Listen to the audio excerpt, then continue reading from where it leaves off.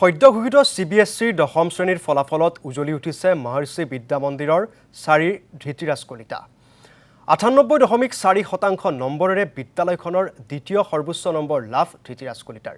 ধৃতিৰাজ কলিতাৰ সাফল্যত গৌৰৱান্বিত লখৰাৰ খাউকুচি অঞ্চলৰ বাসিন্দাসকল। কৃতি ছাত্ৰ ধৃতিৰাজ কলিতাৰ লখৰাৰ বুবুল কলিতাৰ সন্তান।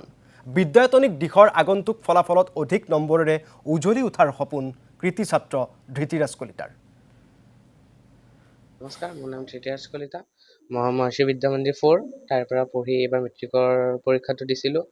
ৰিজাল্টত মোৰ 98.4% আহিছে আৰু এতিয়ালৈকে যিখিনি কৰিলোঁ সেইখিনিতে মানে যিমানখিনি কৰিলোঁ তাতকৈও আগত যাতে 12ৰ ৰিজাল্টত কৰিব পাৰোঁ সেইটো মানে এটা মানে কি বুলি কওঁ এইম এটা থাকিল।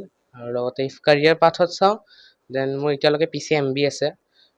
মোৰ মেথছ আৰু বায়'লজি যোনটোত বেছি মানে ইণ্টাৰেষ্টটো থাকে কাৰণ এতিয়া চিলেবাছ যিহেতু গোটেই চেঞ্জ হ'ব তো সেইটোৰ ফালে কাৰিয়াৰ পাৰ্চিউ কৰিম সেইটো ফিল্ডত। আৰু তেনেকৈ নাই ইফ মোৰ এতিয়ালৈকে কৰা কামখিনিত যদি ক'ব লাগে মা দেউতাৰ ক্ৰেডিট থাকিল, স্কুলৰ টিচাৰবোৰৰ টিউশ্যন টিচাৰ্ছবোৰক মোৰ ক্ৰেডিটটো থাকিল আৰু অ'ভাৰঅল যিখিনি কৰিছোঁ ইমান এতিয়ালৈকে কৰা হিচাপত আগতো যাতে তাতকৈ বেছি কৰিব পাৰোঁ সেইখিনি থাকিব আৰু। ভাল নম্বৰটো পাছ কৰিছে। মই হয়তো সিমানটো মই আশা কৰা নাছিলোঁ তাৰ। মই ভাবিছিলোঁ সি 90ৰ ঘৰত থাকিব, কিন্তু সি মই ভবাতকৈ বহুতখিনি ওপৰতে গ'ল 98.4। আৰু ছেকেণ্ডলি হ'ল স্কুলখনৰ সি ছেকেণ্ড।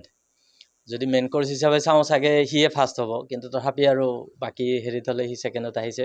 মই যথেষ্ট সুখী মানে সি মোক ইমানটো ওপৰত লৈ গৈছে, মই মানুহক কথা ক'বলৈ এতিয়া কুণ্ঠাবোধ কৰিব নালাগে। আৰু এতিয়া যিহেতু ময়ো অলপ শৈক্ষিক দিশটোতে লাগি আছোঁ, সেই পৰিৱেশত তাৰ এই অৰিহণাখিনিয়ে মোক আৰু দুগুণ উৎসাহ দিব যে মই বাকীখিনিৰ কাৰণে কাম কৰিব পাৰিম। সেইখিনিৰ কাৰণে মই তাক ধন্যবাদটো কথাই নাহে, কিন্তু সঁচাকৈ সি ভাল কৰিছে। তাৰ যিখিনি সি কষ্ট কৰিছিল তাৰ ফলটো সি আনিছে।